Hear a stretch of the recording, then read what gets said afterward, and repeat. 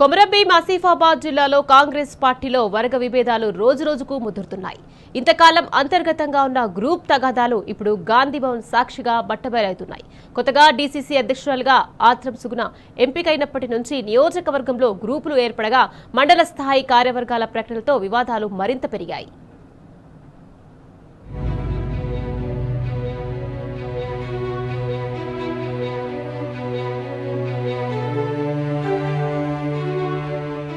ఆసిఫాబాద్ నియోజకవర్గంలో కాంగ్రెస్ పార్టీలో విభేదాలు రచ్చకెక్కాయి.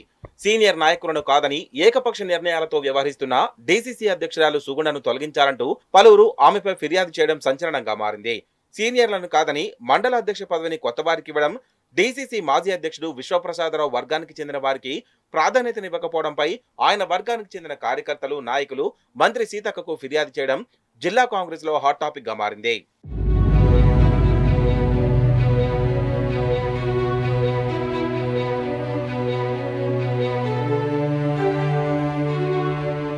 ఎన్నికల్లో ఎంపీగా పోటీ చేసి ఓటమి పాలైన ఆత్రం సుగుణకు డీసీసీ అధ్యక్షురాలుగా కాంగ్రెస్ హైకమాండ్ బాధ్యతలు ఇచ్చినప్పటి నుంచి ఆసిఫాబాద్ నియోజకవర్గంలో గ్రూపు విభేదాలు పెరిగిపోయాయి. డీసీసీ మాజీ అధ్యక్షుడు విశ్వప్రసాద్ తో పాటు గత అసెంబ్లీ ఎన్నికల్లో ఆసిఫాబాద్ నుంచి పోటీ చేసి ఓటమి పాలైన శ్యామ్ నాయక్ మధ్య ముందు నుంచే విభేదాలున్నాయి. ఎవరికి వారు కార్యకర్తలతో గ్రూపులు ఏర్పాటు చేసుకుని రాజకీయాలు చేస్తున్నారు. ఇప్పుడు డీసీసీ అధ్యక్షురాలు సుగుణ, మాజీ అధ్యక్షుడు విశ్వప్రసాద్ రావు, నియోజకవర్గ ఇన్ఛార్జి శ్యామ్ నాయక్ ఎవరికి వారే గ్రూపులు నడిపిస్తున్నారు.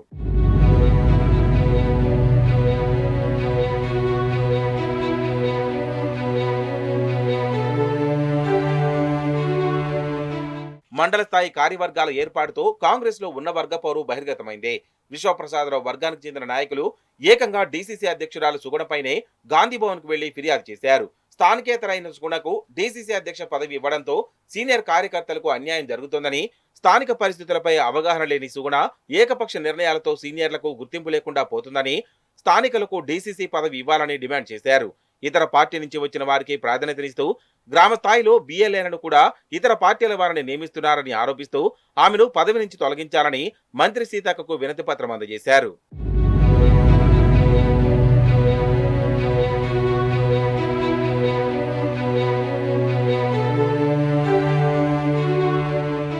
మరోవైపు తనపై వచ్చిన ఆరోపణలపై డీసీసీ అధ్యక్షురాలు ఆత్రం సుగుణ తీవ్రస్థాయిలో మండిపడ్డారు. తాను ఈ నేలపై పుట్టి పెరిగిన ఆదివాసీ బిడ్డనని, తనను నాన్ లోకల్ అనడం రాజకీయ దివాళా కోరుతనమని అన్నారు.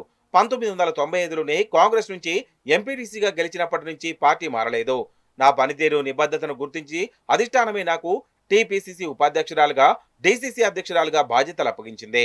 ఆ నిర్ణయాన్ని వీధుల్లో నిలబడి ప్రశ్నించడం అంటే పార్టీ అధిష్టానాన్ని సవాల్ చేయడమే.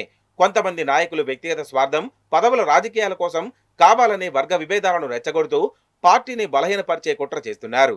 మాజీ డీసీసీ అధ్యక్షుడు విశ్వప్రసాద్, మాజీ ఎమ్మెల్యే ఆత్రం సక్కు కలిసి కొంతమంది కార్యకర్తలను ప్రలోభాలకు గురిచేసి అభివృద్ధి పనులు ఇప్పిస్తామంటూ హైదరాబాద్ గాంధీభవన్ కి తీసుకెళ్లి తనపై ఆరోపణలు చేయించారని అంటోంది సుగుణ.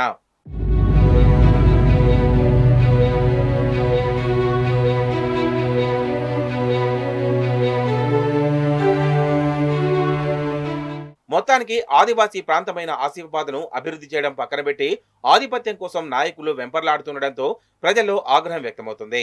3 ముక్కలాటగా మారిన కాంగ్రెస్ పార్టీ పరిస్థితి రాబోయే రోజుల్లో ఏ విధంగా ఉండబోతుందోనని కార్యకర్తల్లో ఆందోళన వ్యక్తమవుతుంది.